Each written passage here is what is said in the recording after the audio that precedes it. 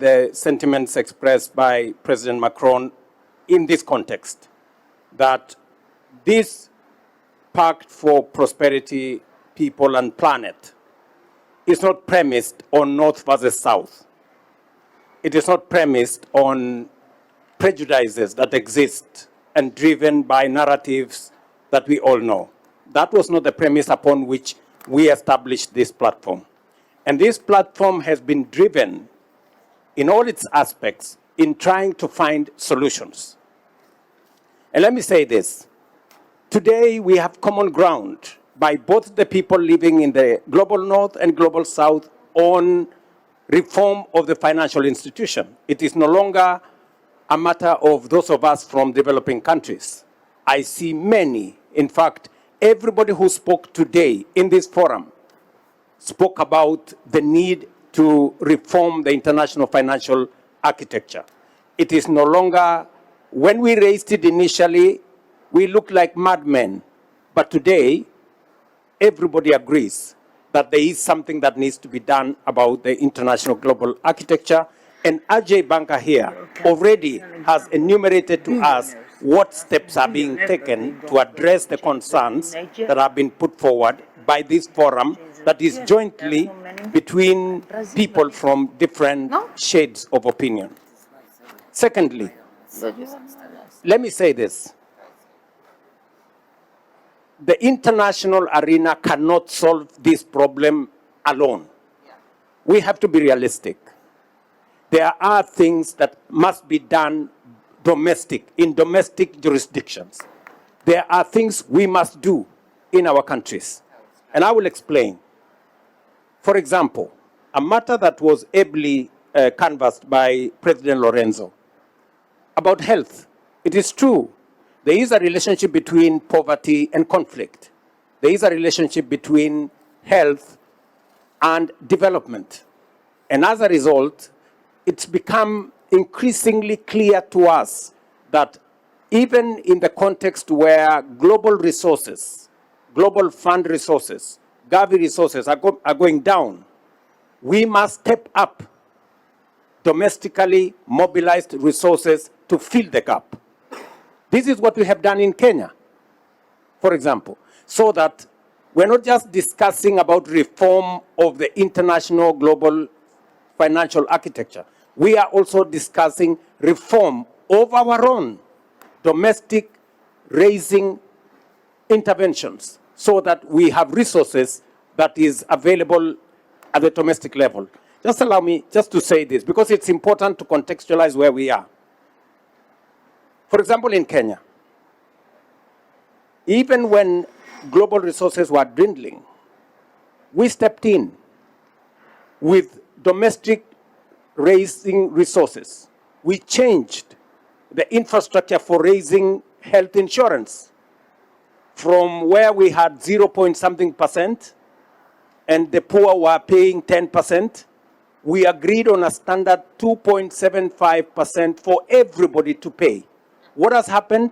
We have raised $1 billion, money that we didn't have, and we have raised it domestic, using domestic resources.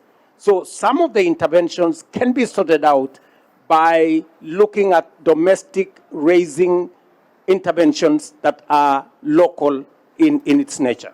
Let me also say this.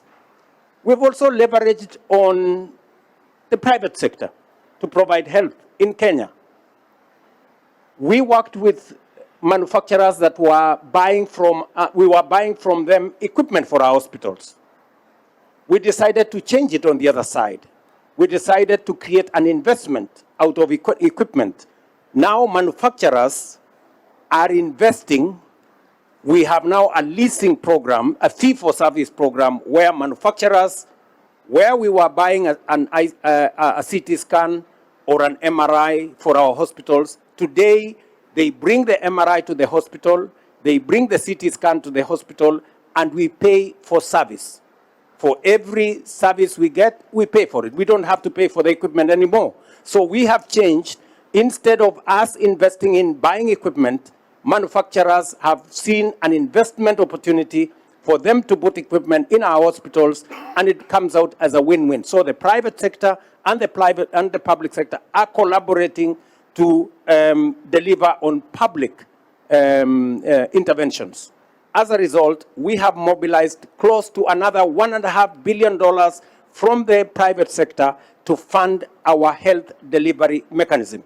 So there is what can be done globally, and we are all in for making sure that there is proper interventions in making sure the international financial architecture have proper representation and voice from our continent, but also we will step up as countries on local solutions, because we cannot wholly depend on external solutions to meet the challenges that face us, whether they are financial or they are public in nature. So this is and this is why the 4P also talks about country-led ownership of priorities and interventions. So I think we are well on course on this, and I'm very clear that we are headed in the right direction, and that is why we have 73 countries who have joined us, because we are not discussing narratives, we are not discussing pointing fingers. This is not about south or north, this is about solutions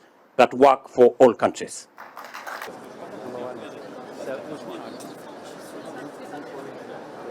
All your narrative was based on a big divide between North and South. This is the exact opposite of what I do believe in. Because I think it's feasible to make hand in hand together a common agenda. But as long as you will have people in Europe and North America saying, these people in the South are my main problem, I don't want them, they are just migrants. Or people from the South saying, in the North, you have my main problem, this is cynicism, wealthy people and a post-colonial approach, we have no chance to deliver a global agenda. And I don't see 1 second, based on your narrative and your paradigm, how we can deliver a common agenda. There is no chance to do so. The unique chance to do so is to work together with respect, refusing the oversimplification of the different parts of the world, because guess what? In South America, you have wonderful leaders, wonderful society, and the same in the North. And you have politicians who want to build precisely a new growth model and cooperation between North and South. And being in charge during the past 8 years, I spent my life to do exactly what you mentioned. And my main example is about COVID time. In COVID time, day one, probably remembers Ramaphosa, President Ramaphosa will remember, and Ngozi does remember. First month, I was invited by African Union to build the Common Action Act A in the G20. And this is precisely because in Africa, they needed vaccine, but didn't produce vaccine on their soil. They were lagging behind. Your point is right, but I want to treat it and not just just denouncing it. And this is why we decided to make this platform in Africa. Does make sense. So it's feasible to change the thing, but not by